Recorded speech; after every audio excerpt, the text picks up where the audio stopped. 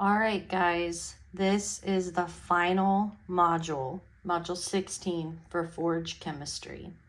And it's about reduction, oxidation, reactions. Okay, so in this chapter, we're going to look at the process involved within batteries, which will give you a better understanding of how they work. Okay. So you already know that there are two types of basic compounds, right? There's ionic compounds, which form as a result of one atom giving up electrons while another takes them, right? And there are covalent compounds, which form as a result of atoms sharing electrons, right?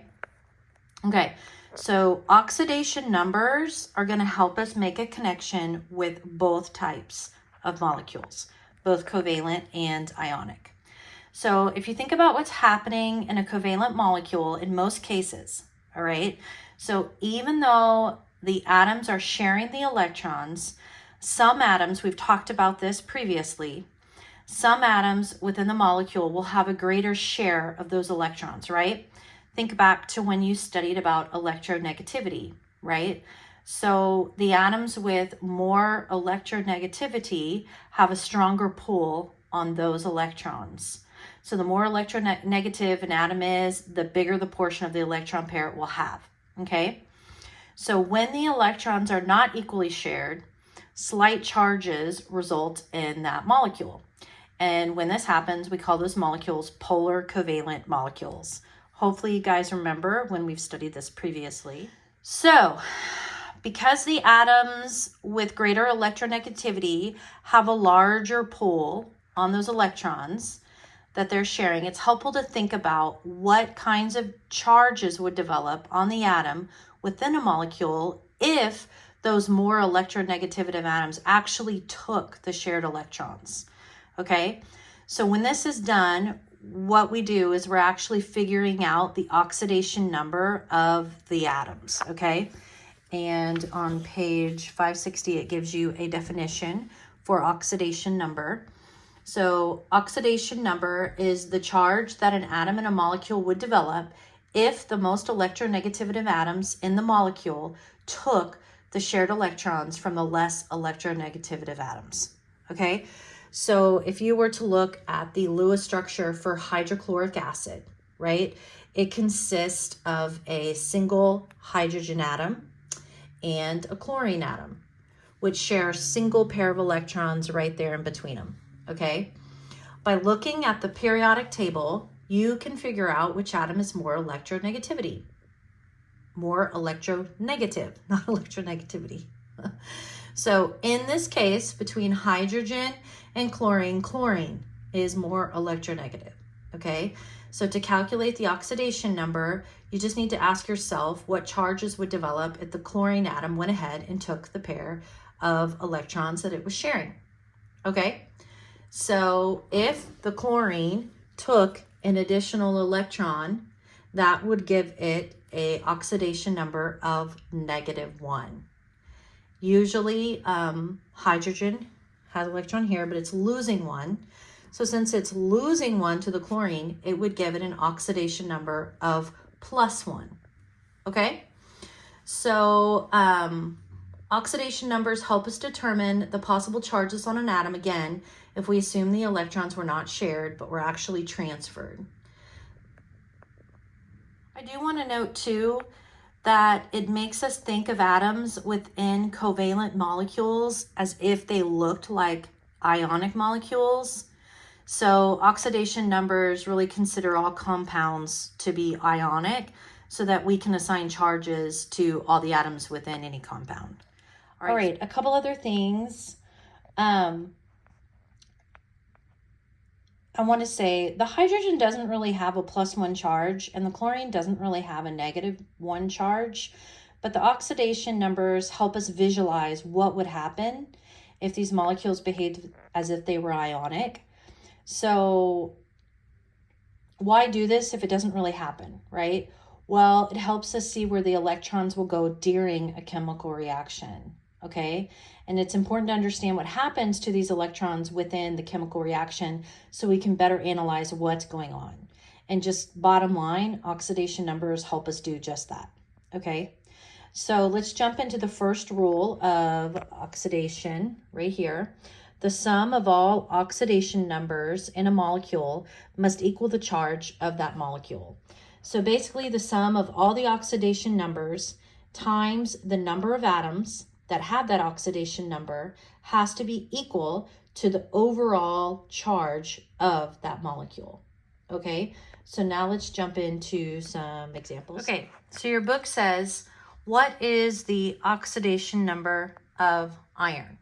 Okay, well, the overall charge is 0. It has no charge. And there's only one atom here that we're talking about. So the oxidation number of Fe has to be 0. Okay, let's do a different example. What is the oxidation number of iron 3? Right, so Fe 3 plus.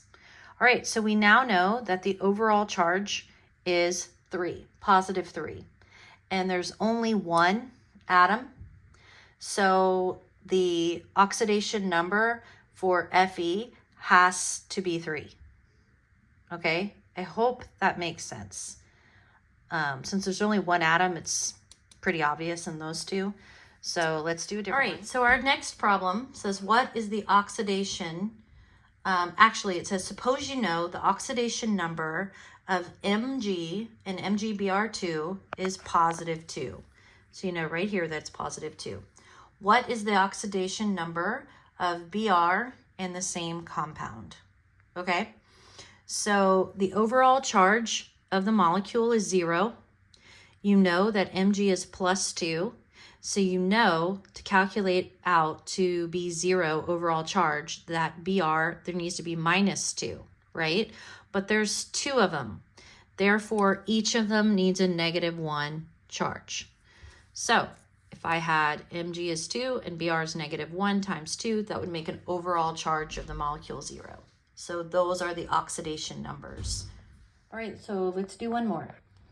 Suppose you know the oxidation number of hydrogen in this molecule is +1, and you know that oxygen is -2. What is Br's oxidation number? Okay, well, we know that the overall charge of the molecule is 0. There is no charge. We know that hydrogen is 1, and we know that oxygen is -2. Well, there's 3 oxygens. So -2 times 3, so that's going to be -6. And then we also know that hydrogen, there's 1 hydrogen plus 1. Okay, so that's going to leave an overall charge left of -5 that we need to cancel out. So bromine's charge has to be +5. Hopefully you see that. So we'll have 1 plus 5 is 6, and then we have -6, which would equal an overall charge of 0. Okay, so you might be saying, well, wait. Just a second ago in this molecule, we determined that bromine had an oxidation number of -1, and now you're saying bromine has an oxidation of +5. Yes, this is because the same atom can have different oxidation numbers based on what molecule it's in, okay? So depending on the molecule an atom is involved with, the oxidation number tells us the charge that a specific atom would have if the more electronegative atoms went ahead and took the electrons they were sharing. Okay, so that's this section. Now let's move into determining oxidation numbers. All right, so determining oxidation numbers. So the best way to determine oxidation numbers technically of all the atoms within a molecule would be to draw the Lewis structure. Then you can give the shared electrons over to the most electronegative atoms. At that point, you can count the electrons that each atom has to know the oxidation numbers they would be. But this is pretty difficult because a lot of molecules have very complicated Lewis structures, okay? Also added to that fact, there are many electronegativity rules that have exceptions, right? So even though that seems like an ideal method, it's way too challenging for us to do in this course. So is there another way to find oxidation numbers? Yes. Chemists have come up with some general rules that help us. And so they're listed right here on page 562 and 563. I'm not going to read them all for time's sake, but I do want you to know that the first 4 rules are always true and there's no exceptions. Okay. The next 3, 5, 6, and 7 aren't hard and fast, but they are also rules. There are some exceptions with 5 and 6, but in this course, we're not really going to talk about them. So for this course, you can basically consider 1 through 6 as not any exceptions. And then number 7 isn't great, but we use it as a guideline if 1 through 6 don't apply. Okay? Let's look at some examples. Okay, so what's the oxidation number of each atom in the following molecules? All right, for H2, well, we use rule number 1, okay? When a substance has only one type of atom in it, the oxidation is equal to the charge of the substance divided by the number of atoms present. So the charge of the substance is 0 divided by 2, and each hydrogen atom has an oxidation number of 0. So H is 0. Okay. What's the oxidation number of each atom in the following? CaOH2. Okay. So Ca is in group 2A. So we're going to follow rule number 3. Okay. So it has an oxidation number of +2. I'm sorry. Okay. For oxygen, we're going to follow rule number 6. So oxygen has an oxidation number of -2.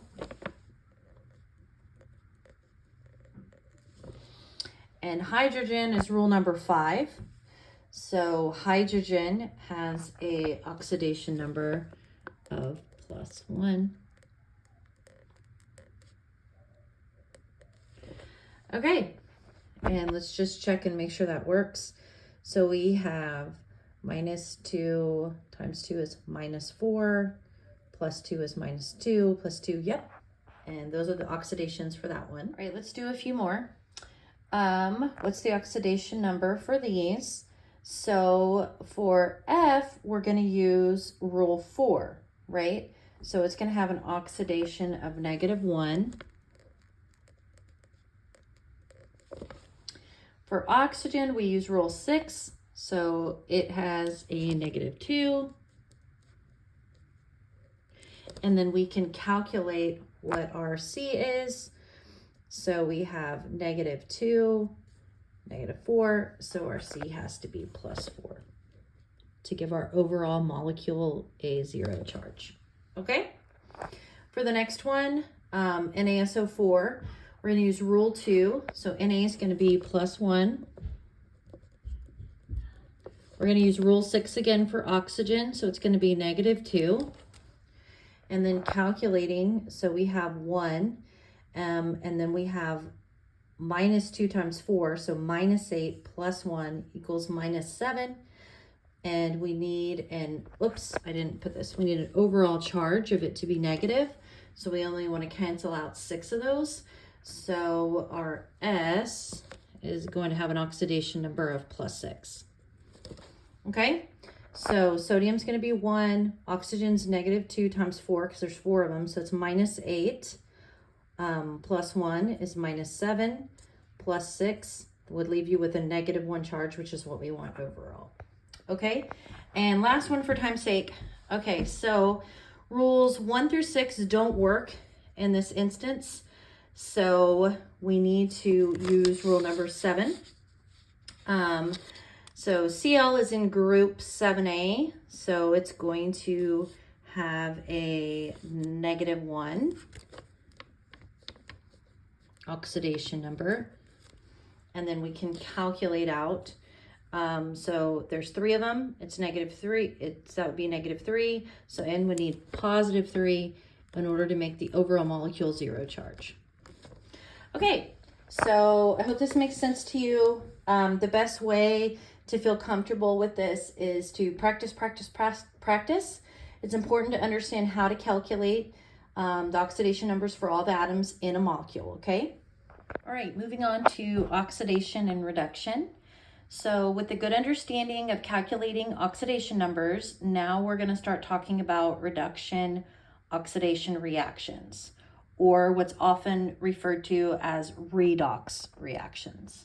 Okay, so you need to know that oxidation right here is the process by which an atom loses electrons, and reduction is the process by which an atom gains electrons. Okay, and your book teaches you to think of the mnemonic.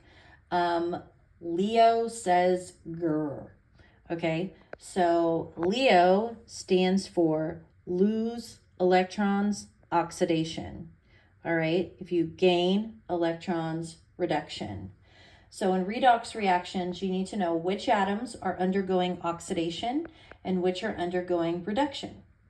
Okay, all right, so your book talks about supposing a molecule has an oxidation number of 5, and then it goes through a chemical reaction and it ends up in a different molecule. In that new molecule, it might have a different oxidation number of 3, for example. So what happened to it? So it went from an oxidation number of 5, went through a chemical reaction, and ended up in another molecule with an oxidation number of 3. Okay, so this means that the number of electrons in the atom has changed, right? Electrons are negative. So what has to happen in order for the number to go from a +5 to a +3?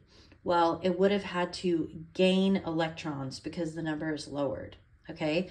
And it would have had to have gained 2 electrons. Okay, so it's gained 2 electrons, and then remember our mnemonic, GR, gained electrons, reduction. So this means that reduction has happened. The atom has undergone reduction. We can say it was reduced. It took on 2 electrons, reducing the value of its oxidation number. Okay? When an atom undergoes oxidation, we say it's been oxidized, okay? The only way to know if an atom has been oxidized or reduced is to determine how its oxidation number has changed in a reaction. Then we can figure out whether the electrons were added or removed from the original oxidation number to get to the new one. If added means electrons were gained, and it was reduced, GR. If removed electrons, it means electrons were lost and the atom was oxidized, Leo. Lost electrons, oxidation. Okay? Let's look at another. All right, let's look at this one right here. It says a sulfur atom goes from a -2 oxidation number to a +6 oxidation number. Has it been oxidized or reduced? How many electrons participated in this change? Okay, well, to go from a -2 to a +6 to increase the number, it means that electrons were lost. Okay, so lost electrons. And if electrons were lost, that is Leo. Lost electrons, oxidation. So the atom was oxidized. And then how many electrons participated? Well, to go from -2 to +6, that would be 8. Okay? So work through some more of these. There's several in your book. If you have any questions, let me know, but they're basically all very similar. All right. When talking about recognizing reduction oxidation reactions. So a redox reaction occurs when oxidation numbers change during a reaction. So if you look at this reaction right here, the oxidation of Mg changes in this reaction. It changes from 0 to +2. So this would be Leo. Lost electrons, oxidized. So Mg was oxidized with 2 electrons. Okay, the hydrogen in this reaction, it goes from +1 to 0. So that would be gained electrons reduced. So hydrogen was reduced. Now the chlorine on both sides is -1. So Cl was neither oxidized nor reduced. So not every atom in a redox reaction has to change oxidation numbers in order for the reaction to be a redox reaction. As long as any atom changes, then it is a redox reaction, okay? If no atom changes its oxidation number, then it is not a redox reaction, all right? So that's it for that. All right, so the last thing I want to say, an important characteristic of reduction oxidation reactions, is that after working on several of these redox reactions, you probably noticed a pattern. In every redox reaction, there's always at least 2 atoms that change their oxidation numbers. There's always one that was oxidized and one that was reduced. That's always going to be the case. When a redox reaction occurs, there will always be at least one atom that's oxidized and at least one atom that's reduced. Think about that, okay? This should make sense to you. If an atom is losing electrons or being oxidized, where do those electrons go? They have to go somewhere. They go to another atom, thus reducing it, okay? Now we can better explain how a battery works. The fact that atoms gain and lose electrons in a redox reaction plays a part. It is not just dealing with rearranging electrons, right? Okay? Redox reactions involve the transfer of electrons going from one atom to another atom. So every time an atom loses an electron, another atom gains the electron, okay? Now, next in your book is experiment 16.1. I'm going to see if I can find a video for you guys to watch on that and move on in the text.